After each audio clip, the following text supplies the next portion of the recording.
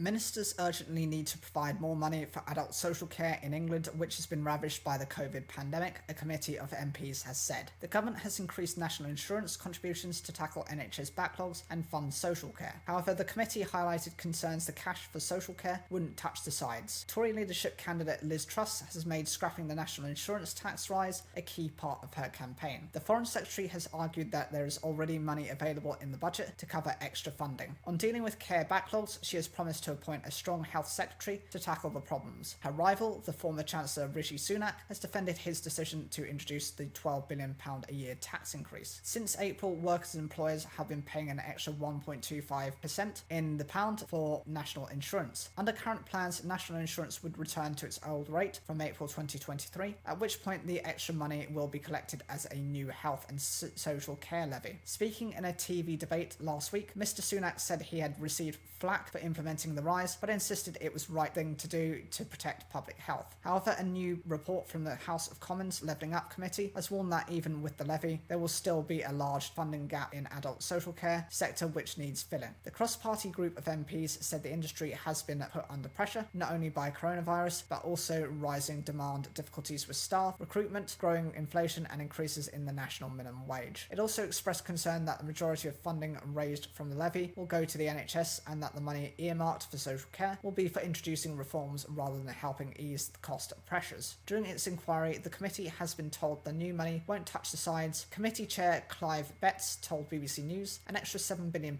a year was needed to address funding shortfalls. The issue is going to grow more profound, and if we don't address it then, the pressure on the NHS and the pressures on families who are trying to support their loved ones without the proper resources are just going to grow and grow, he said. As a civilised society, we have to address it. We have to make sure that finance is available. A government spokesman said ministers have taken decisive action, investing an extra £5.4 billion in adult social care over the next 3 years and giving local authorities an additional £3.7 billion, which could be spent on social care. We are also delivering on our ambitious 10-year vision for adult social care, which provides details on the measures to implement over the next 3 years to reform the sector and deliver for people. The Refugees Minister has appealed to councils to help house 10,500 Afghans currently living in UK hotels at a cost to the taxpayer of £1 million a day. Lord Harrington told councils the government had fewer than 100 properties available in June, but expects 500 Afghan arrivals each month. Several Afghans said living in hotels had left them unable to settle. I know this is costing the British people, but for what? One refugee told BBC News 2's Newsnight. Mohammed, who is in his 40s, said, I want to settle and integrate, but how can I when we are living in a hotel for months and months? I can't start my life properly. He worked alongside the British Army in Afghanistan and came to the UK with his wife and 2 young children after Afghanistan fell to the Taliban in August last year. He says his wife of 20 years is struggling after sharing one hotel room between the 4 of them since September. I don't blame her for struggling because I know the situation. She is in that room for 1 year with 2 kids. These are kids and she is depressed, so things are not good, he said. Afghan families are being placed in temporary hotels until social housing can be found, according to the local government association. Once housing is found, the government gives the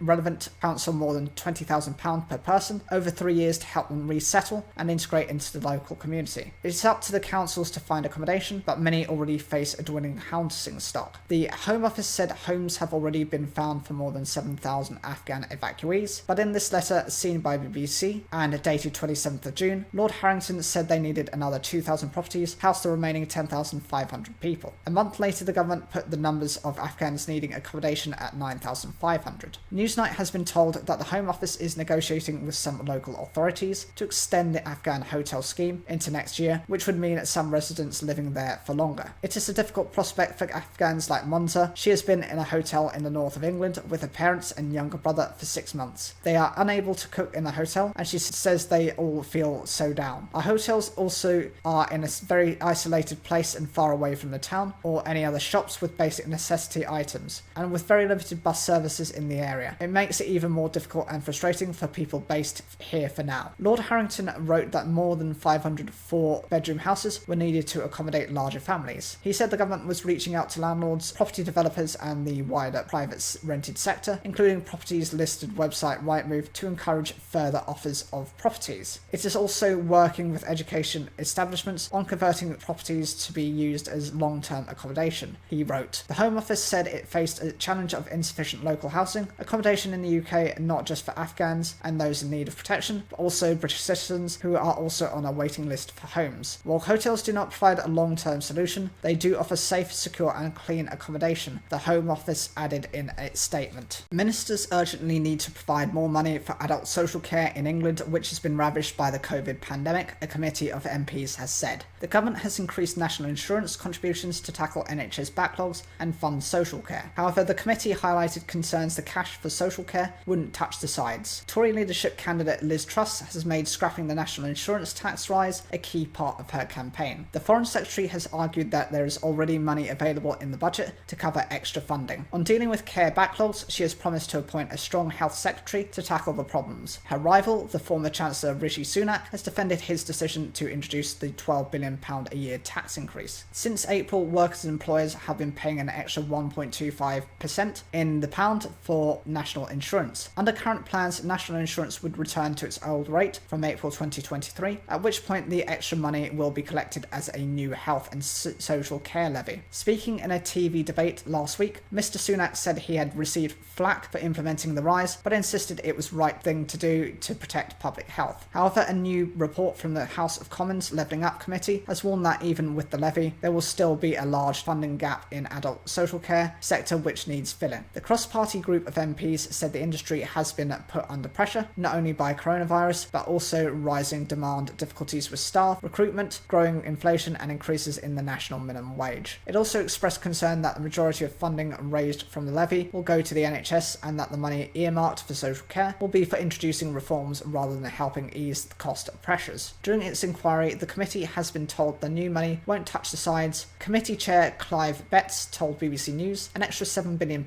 a year was needed to address funding shortfalls. The issue is going to grow more profound, and if we don't address it then, the pressure on the NHS and the pressures on families who are trying to support their loved ones without the proper resources are just going to grow and grow, he said. As a civilised society, we have to address it. We have to make sure that finance is available. A government spokesman said ministers have taken decisive action, investing an extra £5.4 billion in adult social care over the next 3 years and giving local authorities an additional £3.7 billion, which could be spent on social care. We are also delivering on our ambitious 10-year vision for adult social care, which provides details on the measures to implement over the next 3 years to reform the sector and deliver for people. Catastrophic climate change outcomes, including a human extinction, are not being taken seriously enough by scientists, a new study says. The authors say that the consequences of more extreme warming, still on the cards if no action is taken, are dangerously underexplored. They argue that the world needs to start preparing for the possibility of what they term the climate endgame. They want UN scientists to investigate the risk of catastrophic change. According to this new analysis, the closest attempts to directly understand or address how climate change could lead to global catastrophe have come from popular science books such as The Uninhabitable Earth and not from mainstream science research. In recent years, climate scientists have more often studied the impacts of warming of around 1.5 or 2 centigrade above the temperatures seen in 1850 before the onset of global industrialization. These studies show that keeping temperatures close to these levels this century will place heavy burdens on global economies, but they do not envisage the end of humanity. Researchers have focused on these lower temperatures scenarios for good reasons. The Paris Climate Agreement saw almost every nation on Earth sign up to a deal that aims to keep the rise in global temperatures well below 2 centigrade this century and make efforts to keep it under 1.5 centigrade. So it's natural that governments would want their scientists to show exactly what this type of change would mean. But this new paper says that not enough attention has been given to more extreme outcomes of climate change. I think it's sane risk management to think about the plausible worst case scenarios, and we do it when it comes to every other situation. We should definitely do it when it comes to the fate of the planet and species, said lead author Dr. Luke Kemp from the University of Cambridge. The researchers found that estimates of the impacts of a temperature rise of 3 centigrade are underrepresented compared to their likelihood. Using climate models, the report shows that in this type of scenario, by 2070, around 2 billion people living in some of the most politically fragile areas of the world would be enduring annual average temperatures of 29 degrees. Average annual temperatures of 29 Celsius currently affect around 30 million people in the Sahara and Gulf Coast, said co-author Shizhu of Nanjing University. By 2070, these temperatures and the social and political consequences will directly affect 2 nuclear powers and 7 maximum containment levels laboratories housing the most dangerous pathogens. There is serious potential for disastrous knock-on effects, he said. The report says that it is not just high temperatures that are the problem, it's the compound and knock-on effects such as food or financial crisis, conflicts of disease outbreaks that have the potential for disaster. There should also be more focus on identifying potential tipping points where increasingly warm temperatures trigger another natural event that drives temperatures up even more, such as methane emissions from melting permafrost or forests that start emitting carbon rather than soaking it up. To properly assess all these risks, the authors are calling on the Intergovernmental Panel on Climate Change to carry out a special report on catastrophic climate change. The researchers said that seriously studying the consequences of worst-case scenarios was vital, even though it might scare people. They said that carrying out this research would allow scientists to consider emergency options, such as climate engineering, which might involve pumping coolants into the atmosphere. Researchers would be able to carry out a risk analysis for these drastic interventions compared to the worst effects on climate change. Focusing on the worst-case scenario could also help inform the public and might actually make the outcomes less likely. Understanding these plausible but grim scenarios is something that it could galvanize both political and civil opinion. We saw this when it came to the identification of the idea of a nuclear winter that helped compel a lot of the public efforts as well as the disarmament movement through the 1970s to 1980s. And I hope if we can find smaller, similar concrete and clear mechanisms when it comes to thinking about climate change, that it also has a similar effect. The plea for serious study of more extreme scenarios will chime with many younger climate activists who say they are often not addressed for fear of frightening people into inaction. It is vital that we have research into all areas of climate change, including the scary reality of catastrophic events, said Laura Young, a 25-year-old climate activist. This is because without the full truth and all of the potential impacts, we won't make the informed choices we need, and we won't be driving climate action with enough pressure. For many years, climate change has been hidden, misinformed, avoided, and this has to stop now, especially for the younger generation who are going to be left to deal with consequences of years of pushing the Earth to its limits. Transport for London, TfL has received a final funding offer from the government in order to help it recover from the COVID-19 pandemic, Transport Secretary Grant Shapps has said. Mr Shapps told BBC London TfL needed to move towards driverless trains in order to modernise like Paris. Talks between the government and TfL have been continuing for weeks, and the existing deal expired at midday. More than £5 billion in emergency funds has been provided to TfL since May 2020. There have been repeated rows between the government and TfL over its funding and the cause of its financial woes. Government funding deals have been repeatedly extended, but Mr Shapps is insistent the current offer is the last financial package TfL would receive. This is the latest and indeed the last such payment, which could see TfL get rid of its own financial stability the year after next. It is a generous offer which enables the mayor to do all the things he wanted to do in terms of investment pre-COVID, and it will enable us to move to a more advanced TfL as well, where working practices are up to date. The Department for Transport says the latest cash offer would take TfL's emergency funding since the start of the pandemic to more than £6 billion and would support tube upgrades, extensions and other major projects. But Mr Shapps said TfL needed to accept that modernisation is required in order to run things. To give you one example, other European cities, even Paris for example, have moved ahead and now have driverless trains. The London Underground doesn't. We do need to move forward on some of these modernisations and this package urges and requires TfL to do that. The balance we have come to here is the right one. It is the only one offer which is on the table. There will not be a further one, but we will work with TfL on the technical details to assist them. He added, I very much look forward to seeing this being put to bed so that Londoners don't have to keep hearing about stories about TfL needing more money and coming out with the begging bowl. Early on Wednesday, TfL Commissioner Andy Byford said every other major transport system around the world receives central government funding. He said London needed the same if it was to have a transport network that could continue to support homes, jobs, opportunities and economic growth. Mr Byford added, we had previously set out to government that we would need £927 million for the remainder of this year, as well as a long-term capital funding deal to support London's economic recovery. We are in active discussion with the government to ensure that the draft funding proposal that they have made is fair and deliverable and can prevent the managed decline of the capital's transport network. The number of vocational and technical qualifications VTQs awarded in Northern Ireland fell by around 20% during the COVID pandemic. That is according to the Department for the Economy DfE report. There were just over 142,000 vocational and technical certificates issued in 2020 to 2021, down from almost 178,000 in 2018 to 2019. Like GCSEs, AS and A levels, many exams and assessments in VTQs were cancelled in 2020 and 2021. That meant schools and colleges colleges calculated grades in BTECs and other VTQs for their students. The COVID pandemic caused widespread disruption to teaching in schools, further education,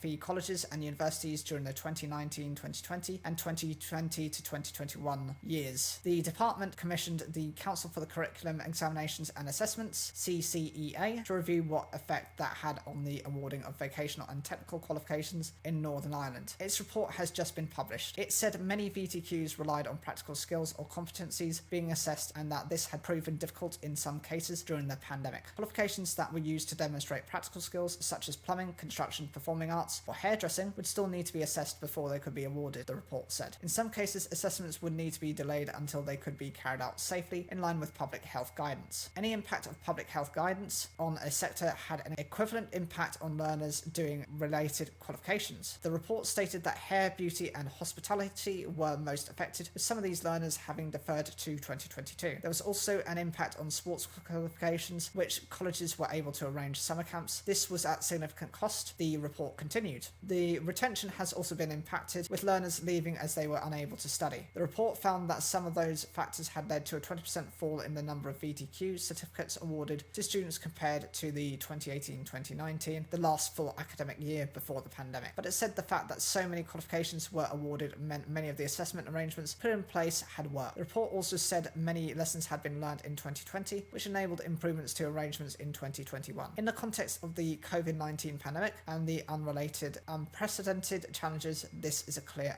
indicator of the success of the alternative arrangements put in place for the assessment and awarding of VTQs in 2020 to 2021. However, a number of staff in FE colleges in particular expressed some concerns. Those included requirements for some students to be vaccinated before going on placement. Some others said there was a need to streamline the number of VTQs and the number of awarding bodies for them. The report said there were currently 89 separate awarding bodies and about 2,000 separate VTQs in Northern Ireland. All FE colleges also expressed concern about falling number of FE students to the report's authors. All colleges have observed a reduction in enrolments as they perceived that learners were being retained by schools, the report said. There's been a significant fall in the number of school leavers entering FE colleges in recent years. Separate research commissioned by DfE previously suggested there was still a societal stigma stopping some young people taking vocational qualifications instead of a university degree. Exams and assessments for qualifications returned in 2022, but the report said there would be a longer-term impact of the pandemic on teaching and learning, potential skills deficits and the need to reintegrate public examinations as the standard norm. The effects of the pandemic are increasingly accepted to be wide and far-reaching in education and development, and research to support policy initiatives to address this will be critical, it concluded. The directors of Batgirl have said they are very upset their film was axed months before its planned release by Warner Bros. Discovery. We are saddened and shocked by the news. We still can't believe it, directors Adil El Arabi and Bilal Fallah wrote on Instagram. They said it had been a dream to work with stars including Michael Keaton. Both had been in Morocco for Al Abadi's wedding, which had been attended by Will Smith as guest of honor.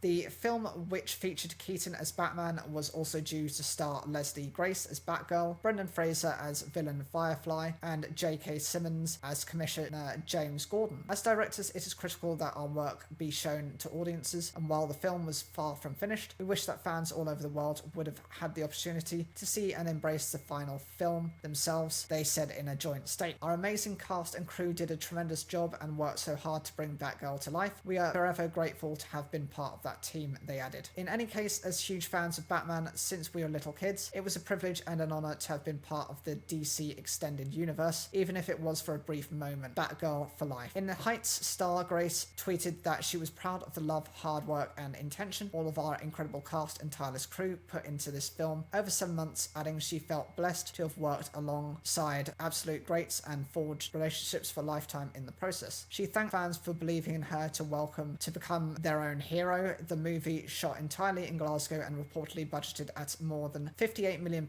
was due to be shown in cinemas and on the streaming service HBO Max later this year. The film had completed its principal photography and much of its post-production work and was in test screenings. Variety reported that news of its demise sent immediate shockwaves through Hollywood. The New York Post reported that the decision had followed a poor reaction to test screenings, but Variety suggested that the cost of putting the film into cinemas and marketing it may have contributed to the decision. As the film was unfinished, Warner Media would have had time to spend more money completing, releasing and advertising it. Halting the process now now means it can cut its existing losses without creating more. According to US trade publications, the company may also be able to recoup some of the money it had already spent by using what's called a tax write-down, which would save money by reducing the company's tax liability as a result of not releasing the film and recording it as a straight loss. When Warner Bros. Files its taxes this year, the company will combine the income from its profitable movies with its losses to determine its taxable income. The loss from Batgirl would lower the taxable income significantly, David Blum, deputy chair of the tax practice group at law firm Ackerman LLP, explained to Fortune. The film's cancellation follows a merger between Warner Bros. And Discovery last May. Warner Bros. Had also confirmed that Scoob Holiday Haunt would be scrapped. A spokesperson for the firm told the BBC, "The decision to not release Batgirl reflects our leadership's strategic shift as it relates to the DC Universe and HBO Max. Leslie Grace is an incredibly talented actor, and this decision is not a reflection on her performance. We are incredibly grateful to the filmmakers of Batgirl and Scoob Holiday Haunt and their respective casts, and we hope to collaborate with everyone again in the near future." A shake-up of Scotland's education system would see a kindergarten stage for 3 to 6-year-olds be debated at the SNP's conference. Tony Galliano, the party's policy conveyor, said it would have a positive impact on young children. The move would bring Scotland into line with countries such as Finland, where formal education starts at 7. The Scottish government welcomed the debate, but said it had no plans to raise the school age. Mr. Galliano told BBC Radio Scotland's The Sunday Show the status quo was not working. He said, "We are seeing more children with mental health problems. We are seeing more children with additional support needs and an attainment gap that is not narrowing at the scale that we would like. So what we are asking for is a culture shift in how we do early years education in this country." Last year, Audit Scotland warned that the gap between what Scotland's poorest and richest young people were achieving in school remained wide. Mr.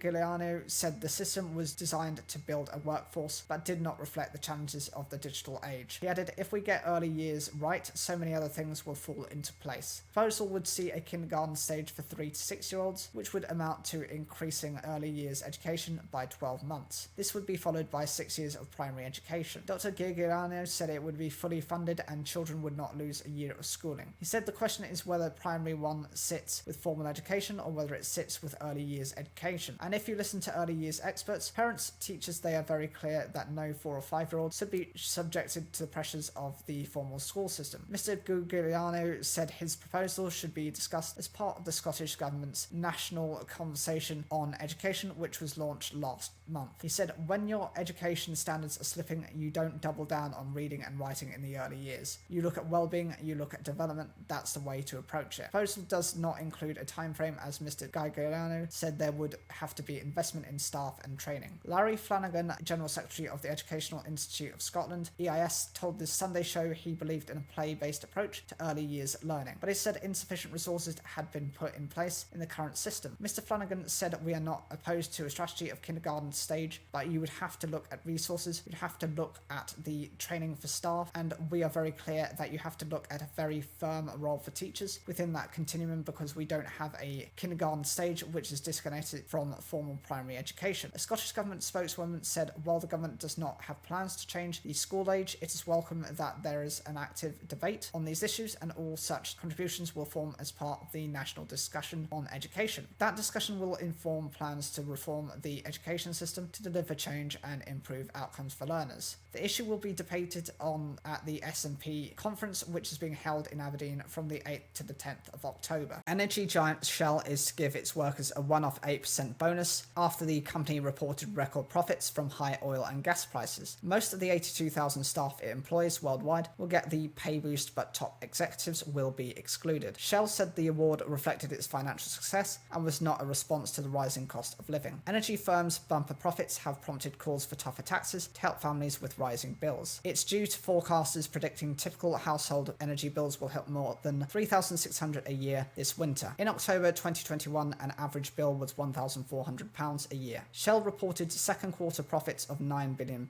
last week after reaping the benefits of higher gas and oil prices. Its rival BP has also reported its biggest quarterly profit for 14 years, with underlying profits of £6.9 billion.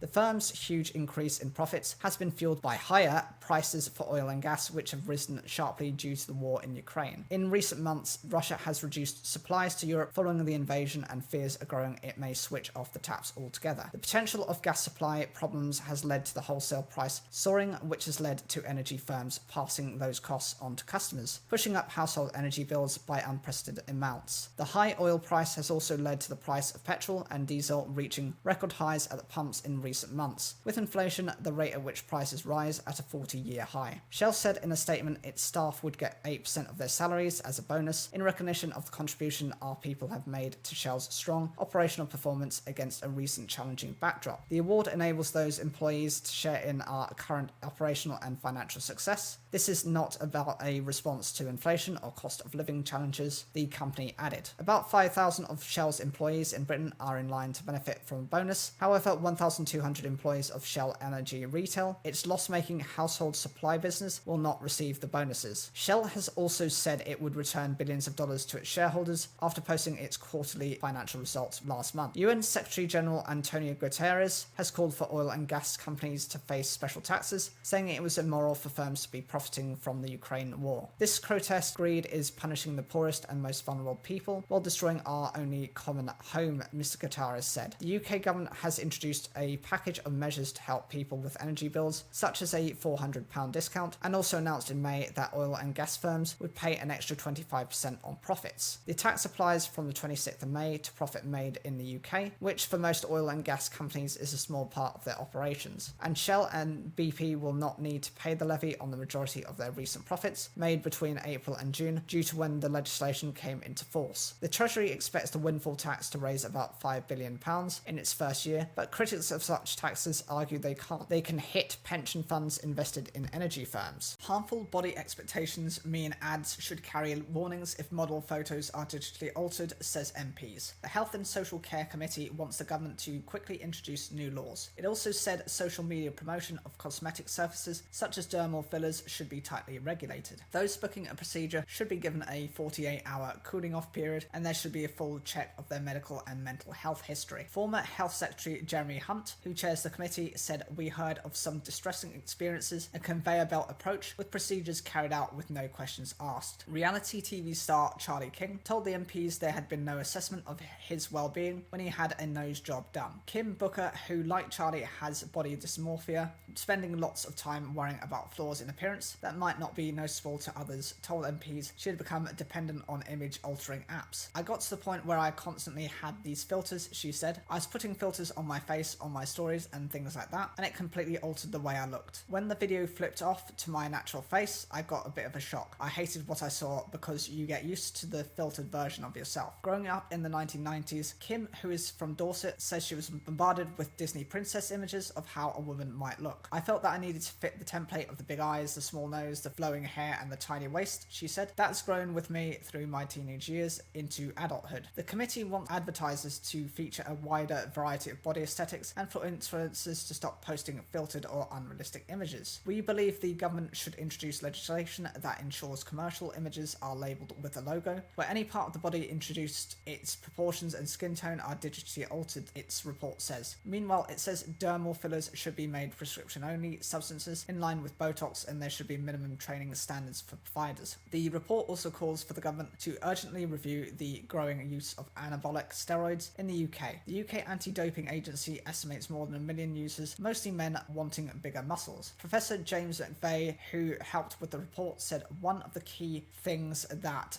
we are facing is that many people taking anabolic steroids for a prolonged period of time will not return to normal testosterone production. We know that the longer the period people use, the more damage there is in later life, with cardiovascular disease and brain changes. The point will come when they may want to stop using anabolic steroids, but they will face a severe crash. That dip when you stop using puts you at the point of zero testosterone, with depression and a lot of mental health problems. Vamps lead guitarist James Britton McVeigh, who had surgery to remove natural breast tissue from his chest, told the committee, social media encouraged me to fall further down that rabbit hole. The first thoughts I would have when I woke up in the morning was, should I be eating that? Am I going to be able to get to the gym? Eating disorders have risen in recent years, the report says, recommending the government introduce annual checks of every child and young person's weight and well-being. It also calls for more action to tackle childhood obesity, such as restricting multi-buy deals for foods and drinks high in fat, salt or sugar. The British Beauty Council said, if we want to show the industry as the professional, economy boasting, equality championing and dynamic sector it is, we must be open, transparent and answerable. We therefore hope the government takes the committee's recommendations forward.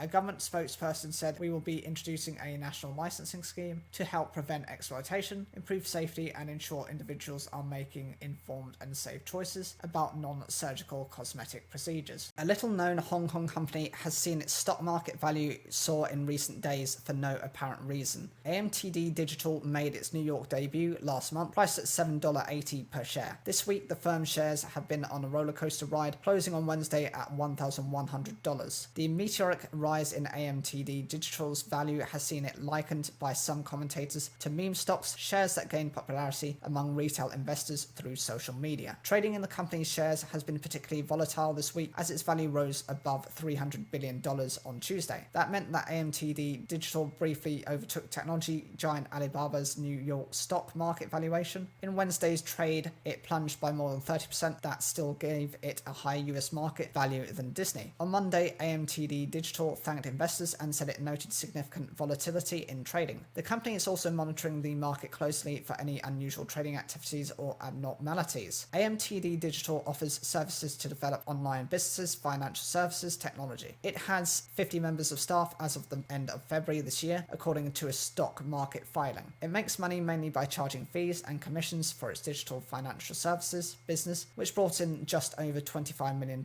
in revenue last year, according to a regulatory filing. A space-themed corporate video on the company's website highlights the range of digital services that the company offers. The company's website describes it as the fusion reactor of the core of the AMTD SpiderNet ecosystem. AMTD Digital is a one-stop digital solutions platform in Asia with businesses spanning multiple verticals, including digital financial services, digital media, content and marketing, SpiderNet ecosystem solutions, and digital investments. Some commentators have likened the rise in AMTD Digital's value to so-called meme stocks. Due to the nature of their popularity, trading in meme stocks is often extremely speculative and volatile. US retailer GameStop and cinema chain AMC were two of the most high-profile meme stocks that saw their shares soar last year. This is a major head-scratcher, and it shows that the era of meme stocks is not over with a $300 billion market cap, Dan Ives, managing director of Wedbush Securities, told the BBC. In a major risk-off market in 2022, it's bewildering this meme dynamic can still happen, but yet it has, and Wall Street is watching the latest craze. Fencing is to be installed on a path in the Pentland Hills after safety fears were raised over the presence of a bull in a field where walkers have previously been attacked by cows. The path on Turnhouse Hill is a right-of-way which leads to the popular Edinburgh Skyline Walk. The landowner at Scotland's Rural College said it had already removed the herd of cows from the lower slopes. Now it plans to fence off a corridor of the field containing the bull. It has been living in the field for more than a month with a warning sign on the path gate. Some walkers have risked walking through the field, which does not have an alternative route around it, while others have turned back. When BBC Scotland raised the concerns with the college, it said it would build a fence before the end of the summer. James Gentles from Edinburgh said he was shocked and upset a bull had replaced the herd, which had attacked him in October 2020. The 61-year-old needed stitches after being charged by a cow on the same route. He said it was the premier path in the regional park and was very popular with walkers. Cows and bulls can't read signs, so it's not going to stop walkers being attacked, he said. It's not the cow's fault or the walker's fault. I'm therefore relieved they are now going to fence that section of the path from the bull. Mark Hartree was also crushed by a cow at the same spot in September 2020. A spokesperson for Scotland's Rural College said it took safety at its farm operations very seriously. It said it had taken steps in 2020 to keep cattle entirely separate from the area's main right-of-way to safeguard public access. Since then, signs have been installed at appropriate times to notify walkers about the potential presence of bulls among livestock in fields. However, these arrangements remain under continuous review. We want walkers to continue to feel welcome and understand the signage we use, it said. We are therefore carrying out further works this summer to ensure that any small remaining potential for direct contact between people and cattle is removed through the construction of a short fenced corridor. This will secure easy access to the rights of way all year round. A Scottish Government spokesman said that if there was a bull in a field, the public was expected to go into a neighbouring field or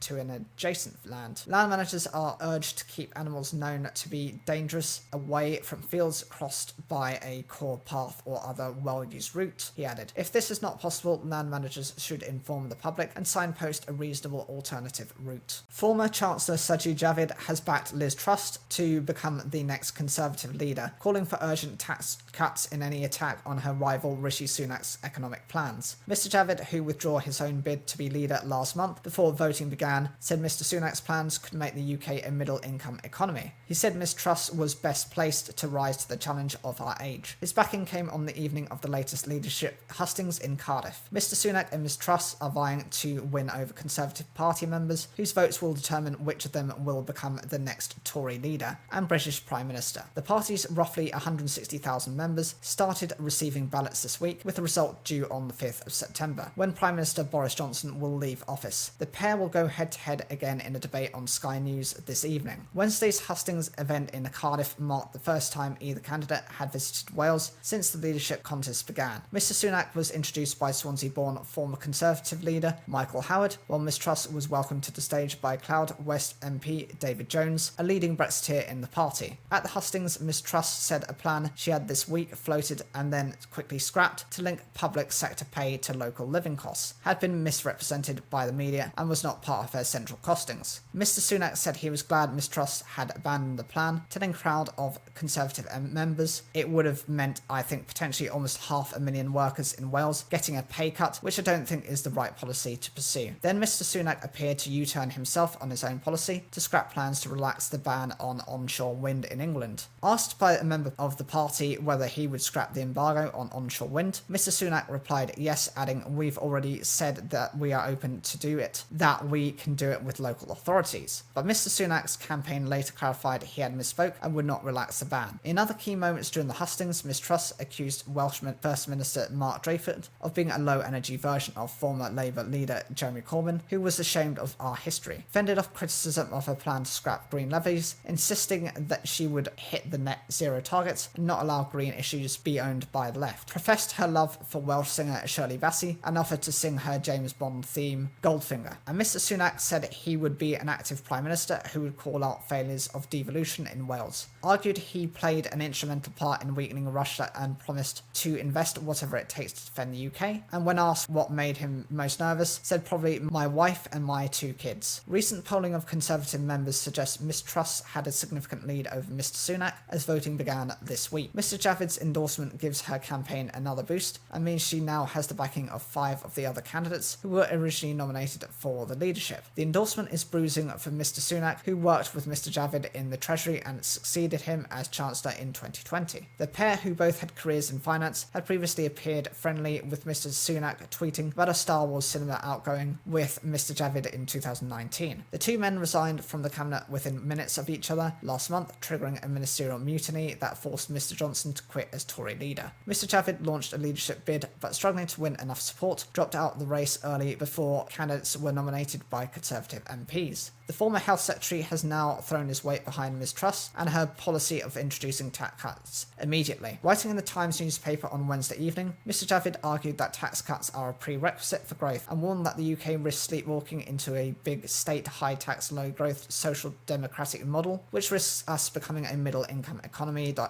the 2030s. However, Mel Stride, Conservative chair of the Treasury Committee and Sunak ally, argued that making tens of billions of pounds worth of unfunded tax cuts would make the problem of inflation even worse. I think that would be really quite dangerous, he told the BBC. The Premier League's unrivaled global appeal has seen sold-out stadiums across the world this summer, with fans spread across various continents getting to see their heroes in real life. After 2 years of COVID restrictions, most clubs in the English top flight chose to play matches overseas on money-spinning tours, while some opted for more low-key training camps abroad. But after calls for sport to use the pandemic as a chance to reset around its role in climate impact, the return to vast amounts of plane travel has raised questions on the cost to the environment. As of now, the worst offenders for this type of behaviour are Aston Villa at first, Leeds United, Manchester United, Crystal Palace, Liverpool, Tottenham Hotspur, Chelsea, Arsenal, Manchester City, Everton and Nottingham Forest, making up the top 10. The worst producer, of course, being Aston Villa. Their Australian tour included fixtures against Leeds United, Brisbane Roar and Manchester United, while Steven Gerrard's side also flew to France to play Rennes today. In total, Villa has emitted 87.63 metric tonnes of carbon dioxide, equating to 2,921 kilograms per passenger from 5 flights this summer, with the longest journey from the UK to Brisbane.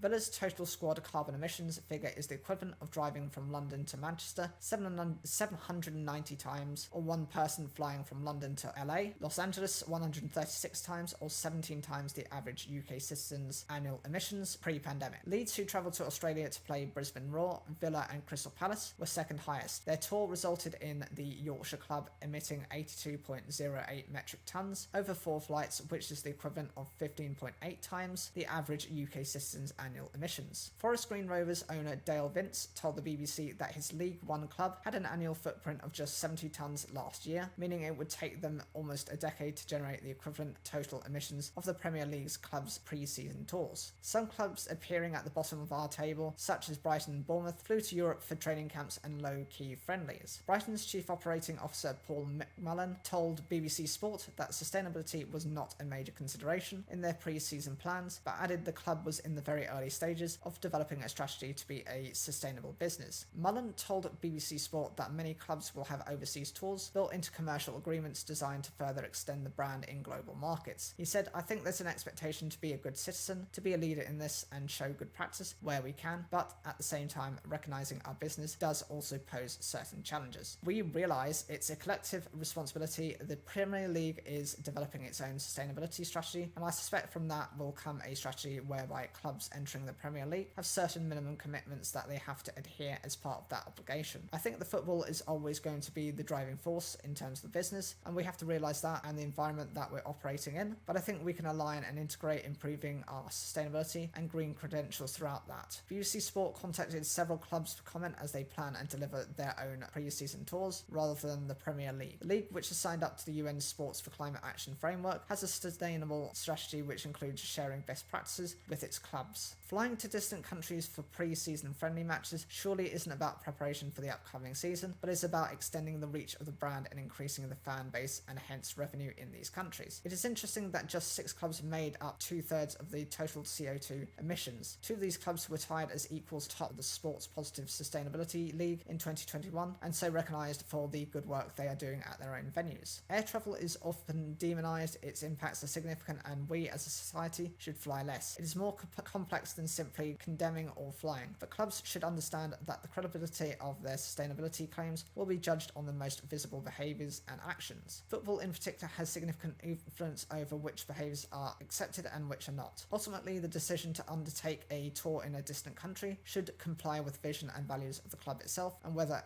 as the impacts of the climate and ecological emergency continue to increase, it fits with the attitudes and expectations of the public and the club's own fans. The Climate Change Committee, the UK government's advisor on the issue, has called for an urgent plan to reduce the amount of flights. Manchester United, another of the clubs with the highest emissions this summer, said it recognises the impact of international travel on climate change and had offset its carbon emissions by investing in a reforestation project in Western Australia. Carbon offsetting has its critics because it doesn't help reduce emissions, while the reforestation project United are investing in becomes more effectively only when the trees reach maturity. The spokesperson acknowledged to BBC Sport that you could argue that all travel is avoidable, but added pre-season tours provide pivotal preparation time for players and management ahead of a new season. They added, in addition, they are important commercial opportunities, not just for Manchester United, but the wider appeal of English football. This is why, for the first time for a pre-season tour since the start of the pandemic, we've offset the carbon emission generated by air travel. We understand that this does not have an instant impact on the environment, but we are committed to taking necessary steps to lessen our carbon footprint. We also believe if we continue to promote this work, we can educate others and help protect our planet. Premier League clubs lost a total of £1 billion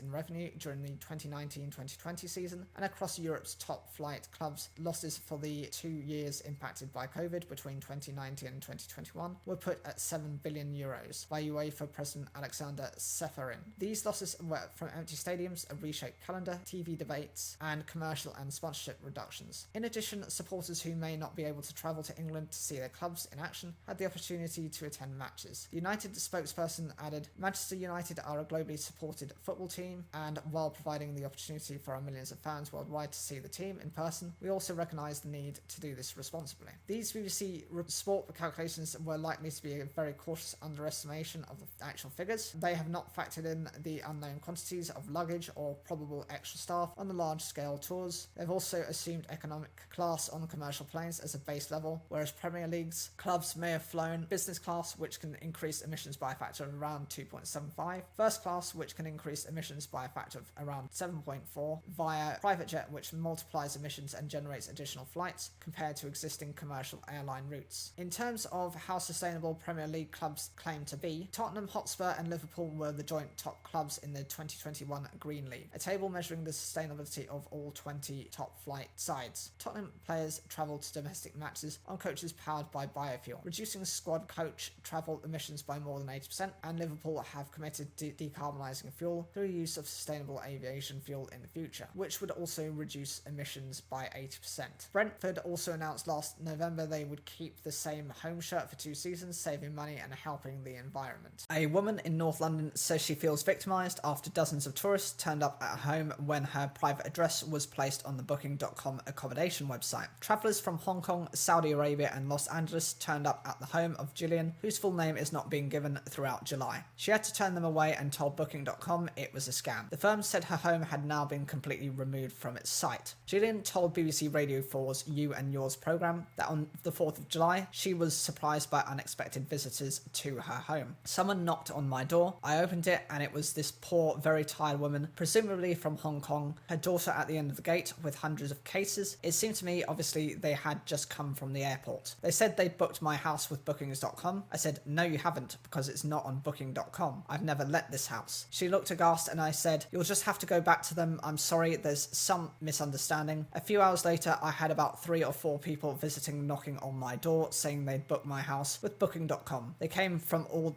over the world, Australians who just arrived. There were some people from Saudi Arabia, some people from the north of England, and I just couldn't believe it. The pair from Hong Kong were the first of about 100 people who thought they had reserved Gillian's property through the Booking.com website, arriving there between the 4th and 29th of July. On the 5th of July, Gillian reported to Booking.com that droves of people were coming to her house and the listing was eventually pulled 6 days later. But Gillian said she had 23 groups of people turn up at her house throughout the month. It was obviously a scam and someone had used my address. I felt so sorry for those tourists knocking on my door. All I could do was send them away. I feel very worried about it. They're very nice people, but perhaps one day we might get some people knocking on the door who actually are quite aggressive. I feel very vulnerable. Gillian found the listing for her address on the website, but the pictures were from an entirely different property in Chelsea and had been unlawfully copied from a legitimate accommodation site. Jo Duckenfield and her daughter Olivia were 2 of the tourists who turned up at Gillian's home to stay on a weekend away from their home in Portsmouth. They had booked on the 13th of July and were planning to attend the Lady Gaga concert at Tottenham Hotspur Stadium. I started looking around for somewhere to stay and found this flat on Booking.com, Miss Duckenfield said. She said she had queried the status of the property on the morning of arrival with Booking.com and had been assured it would be fine. They said, I won't use them ever again. A spokesperson for Booking.com said, we take safety and security very seriously, and every week we facilitate millions of stays, with the vast majority taking place with absolutely no problems. Scams are unfortunately a battle many industries are facing against unscrupulous fraudsters looking to take advantage, and it is something we are tackling head on. We can confirm this property has been completely removed from our site, and all customers are being contacted by a member of our customer service team to apologise and offer any support required in relation to refunds, relocations and additional fees, as well as of course extending our apologies to the homeowner. Tenants whose bills are included in their rent could miss out on the government's £400 energy rebate because it is paid to their landlord, charities have warned. Housing Charity Shelter said this group were at the mercy of their landlord, passing on this much needed support. An estimated 585,000 households, 30% of private renters, have energy bills included in their rent. The government said it expected landlords to pass on the discount. The National Residential Landlords Association, the NRLA, also said that where tenants incurred the cost of increased energy bills, the discount should be passed on to them by their landlord. However, a spokesperson pointed out there would be cases where all-inclusive rents had been set without reflecting the recent surge in energy costs. The government needs to ensure that its scheme recognises such cases where it is the landlord who is ultimately paying the cost of increased bills rather than the tenant, the spokesperson added. The typical household energy bill could hit £3,615 a year in January, up from £1,400 a year in October 2021. According to a forecast from consultancy Cornwall Insight, the government has announced a package of measures to help households with the rising cost of living, including a £400 discount on energy bills. Last week, the government revealed details of how people in England, Scotland and Wales would receive the payment. The Treasury is still in discussion with Stormont ministers about how to make the payment to households landlords in Northern Ireland. The money will be paid in 6 instalments with a discount of £66 applied to energy bills in October and November,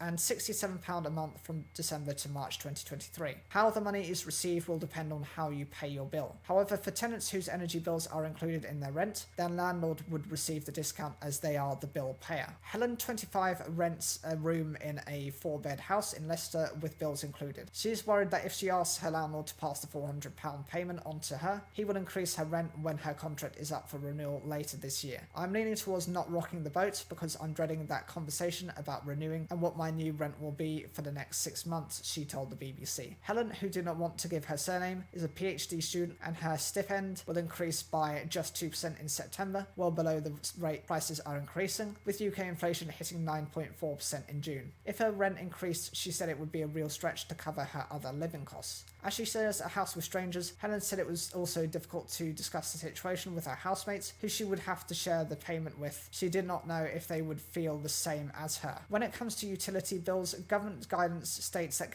landlords who have a domestic electricity contract with a licensed supplier and then resell the electricity to their tenant based on usage must comply with maximum resale price rules. This means landlords are not allowed to make a profit on energy they are reselling. Landlords with a domestic electricity connection where a fixed cost for electricity is included in the rent should also be passing on the discounted payments to tenants, the government said. But charities have raised concerns that landlords will not pass on the saving to their tenants. A community has come together to help the owners of a corner shop whose entire stock of chocolate melted. Ellis Stores in Scunthorpe lost about £1,000 worth of chocolates after its air conditioning failed to cope during the recent heatwave. An online appeal by Claire York, the daughter of the shop's owners Stephen and Linda Ellis, has raised more than £450 to replace the lost sweets. Miss York said her parents were so grateful for the donations. My mum has just cried, she said. For the whole week, she just cried every time anybody's given any money, anybody's done anything. The couple have run the independent shop on Cottage Beck Road for more than 24 years. Miss York said that due to excesses and the rise in insurance premiums, it was not worth making a claim. My mum was literally ready to pack in, shut the door and just leave it all, bless her, she said. They've had a really tough couple of years, price rises and everything else. This was like the tip of the iceberg, really. One regular customer said the couple do a great job with the community and the shop. Everybody knows them, he said. I think it's great that they've put some money forward to help them when they've lost the chocolate. Critics mostly wanted to get off the bullet train, with many saying Brad Pitt's new movie goes off the rails. The film, directed by David Leitch,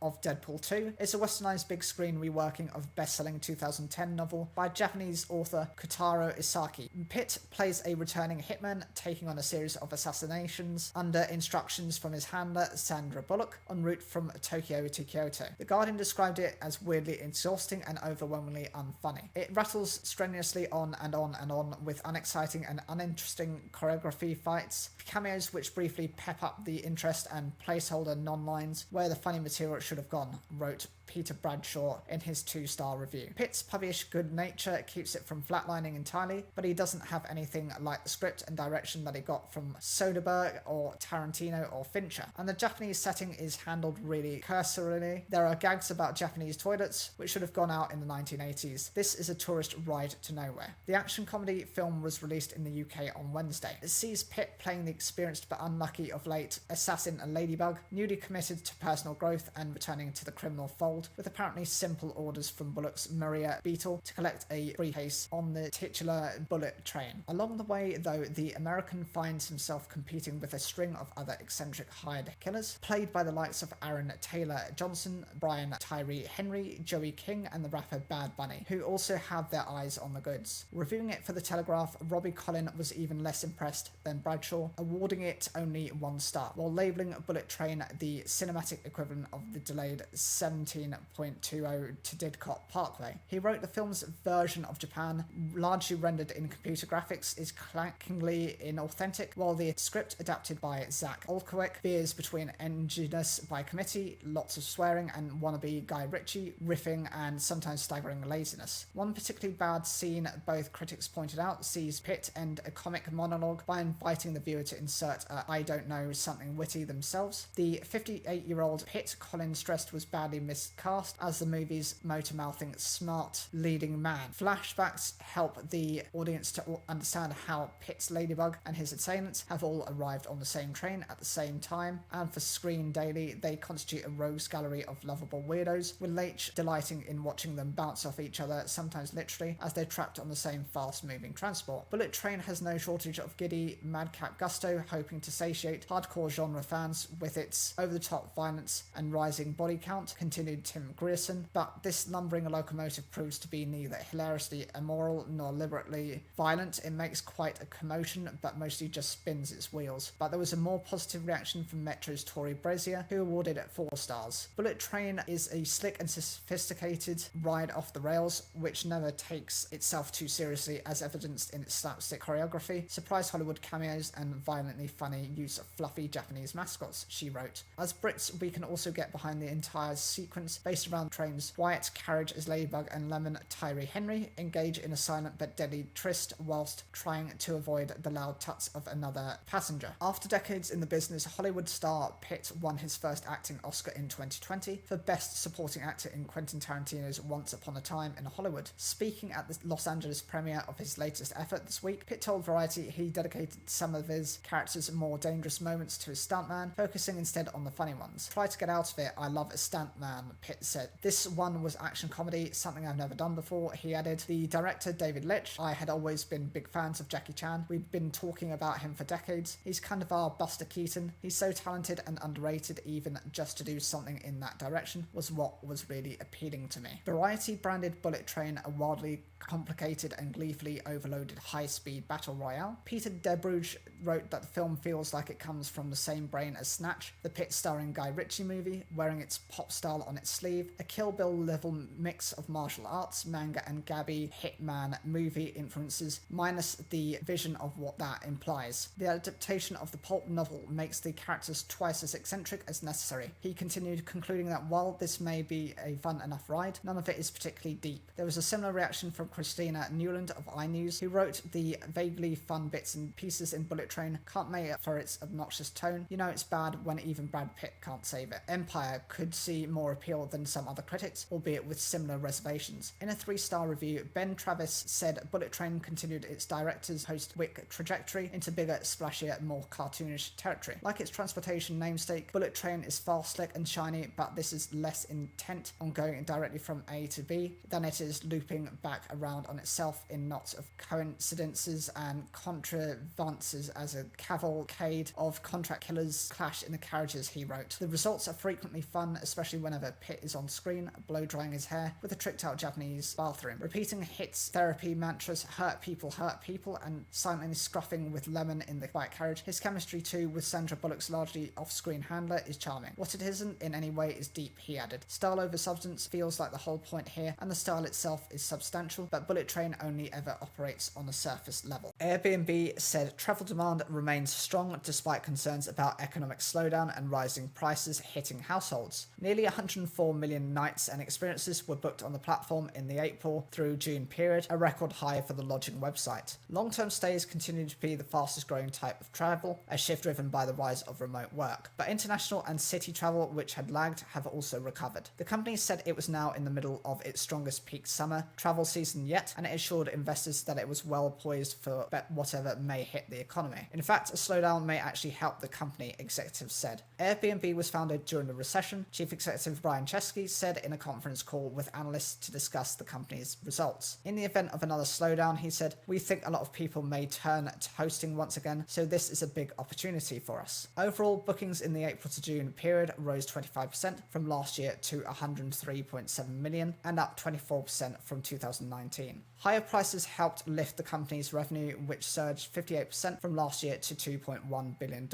Nearly half of the company's reservations are for a week or longer, the company said. Travel demand remains strongest in North America, where bookings are up 37% compared to 2019. Growth in Europe, while travel has recovered from the pandemic, is lagging that recovery, hurt by factors such as the weaker pound. The company, which announced in May that it was pulling out of China, said demand remained below pre-pandemic levels in the Asia-Pacific region as COVID COVID restrictions keep Chinese tourists at home. Despite the removal of Chinese listings in July, Airbnb still has more than 6 million active listings on the platform. Mr. Chesky said the company had now received growth and profitability at scale, and said the firm would continue to invest in the business and spend $2 billion on buying its own shares, which have fallen this year. Executives said the buyback program was a sign of their confidence in the company's future. The company reported a profit of $379 million compared to a loss of $68 million last year. Ballot papers for the Conservative leadership election have been delayed in being sent out over security fears. The party said it had changed its plans for the contest, which will decide the next Prime Minister, after consulting with security agency GCHQ. The Daily Telegraph reported that GCHQ had warned that hackers could change people's votes. Tory members deciding between Liz Truss and Rishi Sunak should get their ballot papers this week, the party said. Around 160,000 Conservative members are due to elect Boris Johnson's successor, with the winner announced on the 5th of September. It was initially planned that the voting process would have allowed members to choose whether to vote by post or online, and then, if they changed their minds, use the alternative method to cancel out their previous vote. But after advice from the National Cybersecurity Centre, part of GCHQ, the Conservative Party has decided to make changes to enhance security around the ballot process. In an email sent to members seen by the BBC, the Conservative Party said that their voting pack was on its way but would arrive with you a little later than we originally said, because we have taken some time to add some additional security to our ballot process. The email says that once the ballot company receives a postal vote, they will deactivate the members' online codes, reducing the risk of any fraud. The National Cybersecurity Centre, the defensive arm of intelligence agency GCHQ, has become increasingly involved in consulting politicians and parties in recent years about cybersecurity. Russia's efforts to interfere in the 2016 US presidential election were a wake-up call that other states were willing to do things like hack into people's accounts and leak information. Russian intelligence was even accused then of getting inside election systems, although there was never any evidence that they actually changed any information. The Conservative Party's decision to use an unusual voting system in which votes could later be changed clearly created a vulnerability which a foreign state could try to exploit. Sources say there is no evidence of anyone actually trying to do so, but even the theoretical risk that someone could was enough for advice to be issued to change the way the vote takes place. The risk that the decision about who becomes Prime Minister might be contaminated or even questioned left little to choice. The Telegraph said it understood fears were raised that scores of votes could have been changed by nefarious actors, although there was no specific threat from a hostile state. Conservative spokesman said, "We have consulted with the NCSC, part of GCHQ, throughout this process and have decided to enhance security around the ballot process. Eligible members will start receiving ballot papers this week." A National Cybersecurity Centre spokesperson said, "Defending UK democratic and electoral processes is a priority for the NCSC, and we work closely with all parliamentary political parties, local authorities and MPs to provide cybersecurity guidance and support." As you would expect from the UK's National Cybersecurity Authority, we provided advice to the Conservative Party on security considerations for online leadership voting. In the email to members, the Conservative Party said members who had not received their ballot pack by the 11th of August should contact the party. The pair had been meeting in a series of clashes on television and in front of voters, and they will take part in a hustings in Wales. Much of their debates has focused on tax policy, with Ms Truss vowing to scrap a planned rise in national insurance, while Mr Sunak has said he would cut taxes responsibly, including cutting the basic rate of income tax from 20% to 16% by the end of the next parliament. It has been a mixed few days on the campaign trail for Ms Truss after she received backing from former rival Penny Mordaunt, but then was forced to scrap plans to link public sector pay to local living costs following a backlash. During a campaign visit to Ludlow in Shropshire, the Foreign Secretary again insisted her policy had been misrepresented, but added she had been decisive in abandoning it. She said she cancelled it because she wanted to make sure that our important frontline workers like doctors and teachers weren't worried. "I did it straight away. I was decisive and I was honest with the public about what I was doing." Earlier, former Northern Ireland Scotland Secretary Brandon Lewis, who's backing Ms Truss in the contest, insisted her proposals were never at any point about reducing the pay of the public sector workers. He told BBC Radio 4's Today programme a number of people, including rival Rishi Sunak's campaign team, had been extrapolating figures talking about pay cuts for various people, which was never the outline of the policy. But forever, former Brexit Secretary David Davis, who is supporting Mr Sunak, said Ms Truss's team didn't think through the policy. He told Sky News the people who misrepresented them was themselves. "This is a dress rehearsal for being a Prime Minister. You can't afford to make those sorts of judgment errors." It comes as a YouGov poll reported in the Times Times suggested this trust had the support of 60% of Tory members, while ex-Chancellor Miss Sunak was backed by 26%. The poll was conducted before Miss Truss backtracked over her public sector pay proposal. Speaking to BBC Wales ahead of the latest hustings event in Cardiff, Mr Sunak brushed aside the poll, saying its findings were absolutely not the sense that I'm getting when I'm out and about across the country, and he was confident he could win. He said there were a lot of people who were still to make up their mind, and party members were ultimately focused on who is best placed to beat Keir Starmer and the Labour Party in the next general election. An education firm has been advertising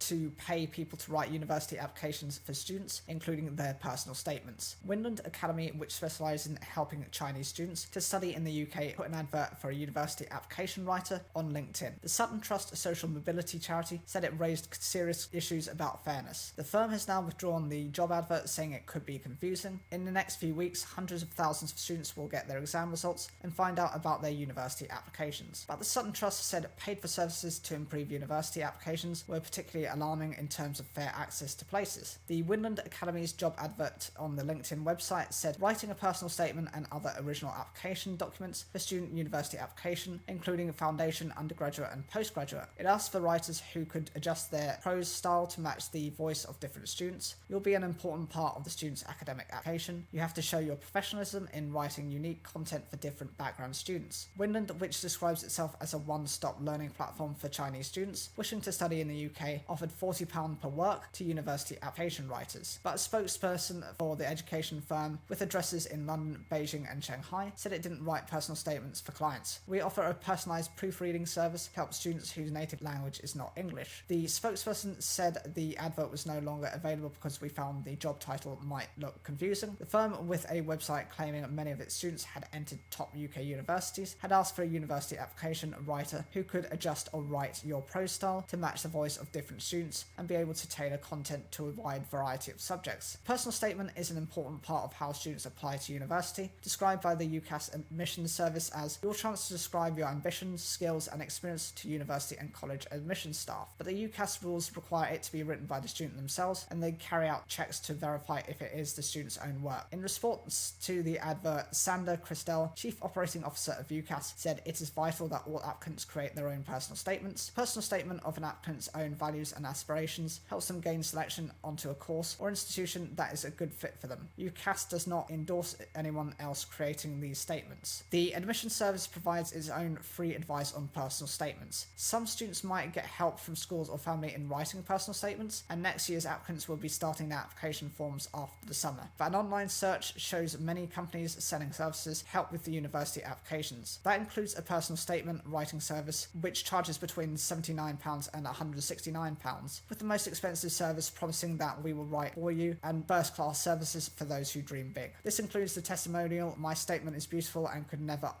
get my place without the help. Carl Cullinane, Director of Research and Policy at the Sutton Trust Education Charity, says the university admissions process is already a barrier for students from poorer homes who have less access to the guidance and advice needed to navigate the system. He says the personal statement is a key example of how students could get different levels of support depending on their schools and social backgrounds. Those who can get additional support and expert advice are better placed to know what admissions tutors are looking for. Paid for services are particularly alarming and raise serious issues about fairness. Figures from the Department for Education this week showed the social divide in access to university in England. Among free school meal pupils, 28% went on to university compared with 47% of those not on free school meals. For pupils taking A-levels in independent schools, 87% went to university, but the proportion of pupils on free school meals going to university has increased, almost doubling over the past 15 years. Birds from every continent except Antarctica have been photographed nesting or tangled in our rubbish. Photographs were submitted by people from all over the world to an online project called Birds and Debris.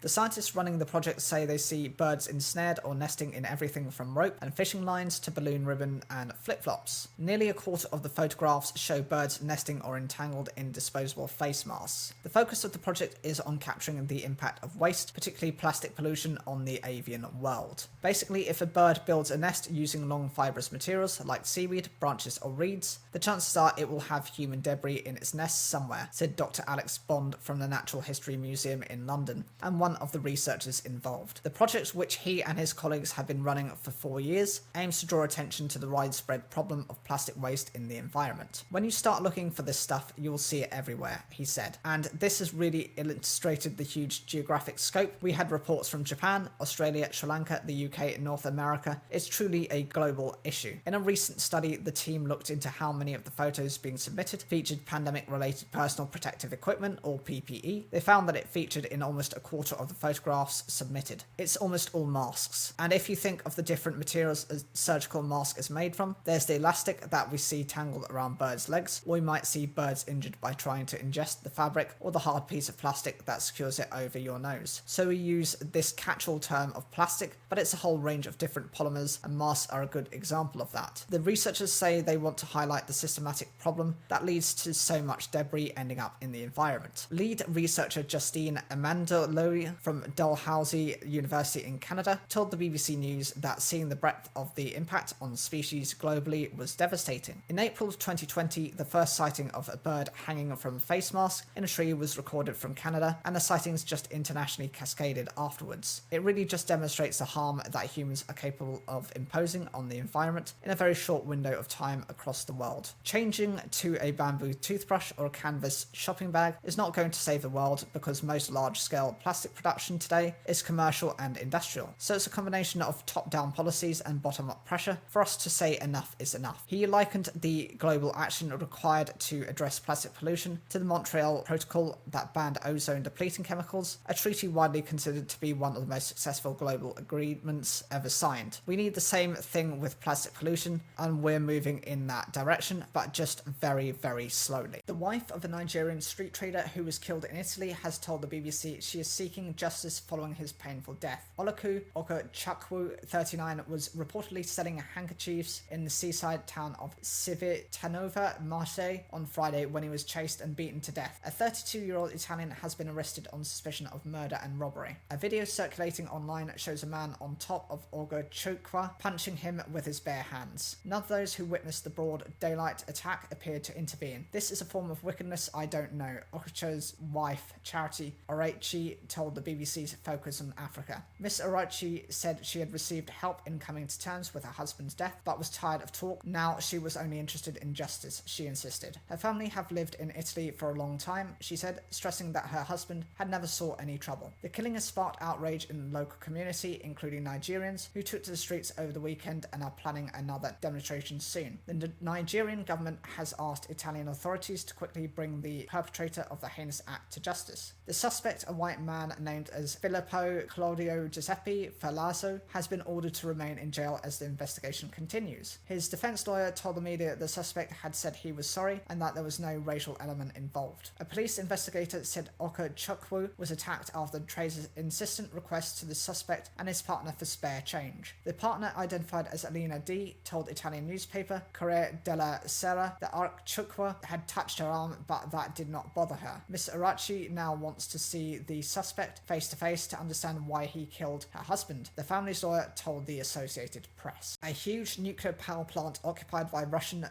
during its invasion of Ukraine is completely out of control, the head of the UN's nuclear agency says. Rafael Grossi was quoted by the Associated Press news agency as saying the Zaporizhzhia plant needed inspection and repairs. You have a catalogue of things that should never be happening in any nuclear facility, he said. Europe's biggest nuclear plant is dangerously close to the fighting. US Secretary of State Antony Blinken accused Russia earlier this week of using the plant, which it overran in March, as a military base to launch attacks on Ukrainian forces. Ukrainian officials have said Russians station troops and store military hardware on the grounds of the power station on the Dnipro River in the south of Ukraine. But a Russian-installed official in the region told Reuters news agency that Ukrainian forces were using Western-supplied weapons to attack the plant. Yevgeny Beletsky says officials were ready to show Mr. Grossi's agency, the International Atomic Energy Agency, the IAEA, how Russians were guarding the nuclear facility while Ukrainians were allegedly attacking it. When Russians seized the plant, its shelling of buildings were caused an international outcry. The plant is still operating with Ukrainian staff under Russian control. At a news conference at the UN headquarters in New York, Mr. Grossi said the situation is very fragile. Every principle of nuclear safety have been violated one way or the other, and we cannot allow that to continue. The IAEA's Director General said he was trying to put together a mission as soon as possible to visit the plant, but this required the approval of both both the Ukrainian and Russian sides, as well as UN authorization, given the risks involved in visiting the war zone. In June, Ukraine's state nuclear company said Ukraine had not invited the IAEA, and any visit would legitimize Russia's presence there. This week, Mr. Grossi said he and his team needed protection to reach Zaporizhzhia, which meant the cooperation of both Russia and Ukraine. I'm pleading to both sides to let this mission proceed, he said. IAEA contacts with staff at the plant had been patchy and the supply chain of equipment and spares had been disrupted, Mr. Grossi explained to AP.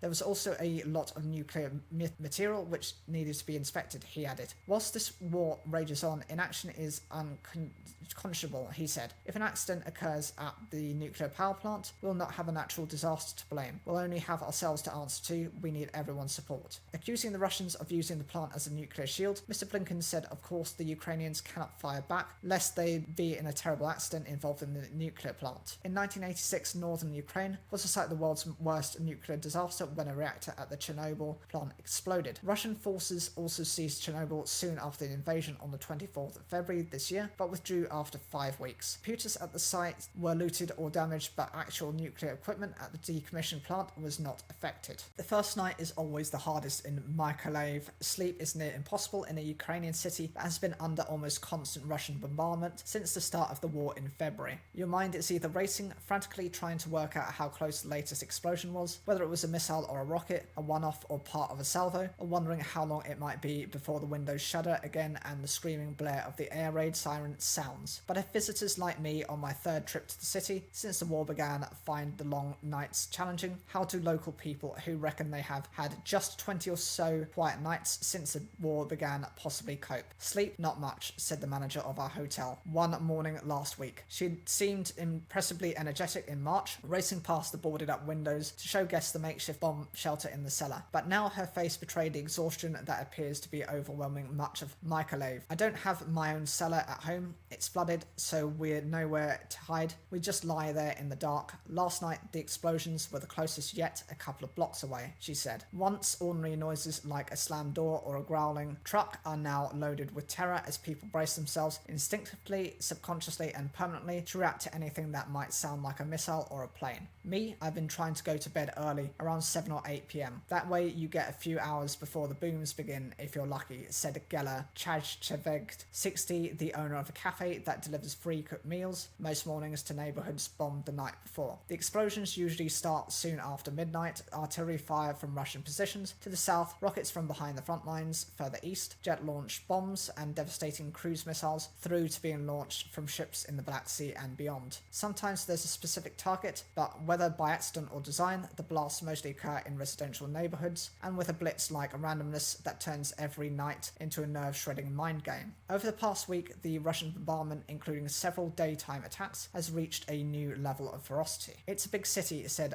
Mykolaiv military spokesman Captain Dmitro Plechikov, by way of offering some notional statistical comfort to visiting journalists standing near the ruins of the city's administrative headquarters, but he urged us to wear body armor at all times and texted to confirm that 130 civilians had been killed and 589 wounded by Russian missiles since February. Sweeping shards of glass from the ruins of his kitchen table 2 hours after cluster bombs exploded on the streets outside, dentist Alexander Yakovenko, 58, wondered why he was still alive. I can't explain it. I shouldn't be alive here. The siren goes off every night, but for some reason last night I decided to move away from my bedroom and into the other side of the apartment, he said, pointing at the shrapnel marks on the wall that would surely have killed him. A neighbour, Olga, who had come round to help clear up, began to sob. What do I say to my grandson? He woke up one night crying and said to me, Granny, I want to live, she said, before returning to sweep more glass off the floor. Seeking comfort or meaning amid such destruction, some people in Mykolaiv are leaning on their religion. It's all in God's hands. What will be, said 67-year-old Svetlana Karlanova, standing on the doorstep of her near miraculous intact cottage, nursing a small shrapnel wound in her head 4 hours after a missile left a deep crater in her yard. Others are seeking solace in something that was initially banned by Mykolaiv for the first few months of the war. I see plenty of people drinking now, even early in the morning. I don't think they should have lifted the alcohol ban. It's not appropriate during wartime, said cafe owner Gela Chachelev. Heavy drinking is a fact of life and a problem in many parts of Ukraine. I watched a drunk soldier stagger up some stairs at a hotel hotel one evening, and a loud stirred argument between two older men at another cafe. But Dmitry Voloshchenko, who owns a craft brewery in Mykolaiv, insisted that, to my mind, we don't have more problems than before. The ban was lifted. Alcohol is really helping if you can hold your drink. What no one disputes is the physical and mental damage that the nightly bombardments wreak on the roughly 250,000 people out of a pre-war population of 500,000 still living in the city. It destroys our sleep and our dreams. It weakens people's nervous systems and causes fear and panic. It's hard. I get woken every night, not just by the bombs, but by phone calls. When I sleep, I dream about the war and the destruction, said Alexander Demenov, a trauma doctor who has treated many of the city's casualties. But there are some people, not in Mykolaiv itself, who are learning to relish the sound of explosions at night. The nearby city of Kherson, 30 miles southeast, is under Russian occupation, but in recent weeks Ukrainian forces have begun to target Russian positions close to the city using new Western military artillery and rockets. If we hear an explosion, then we celebrate because we know it means our forces are getting closer to us, waiting to be liberated, said Konstantin Ryzhevenko, an independent Ukrainian journalist who has gone into hiding in Kherson.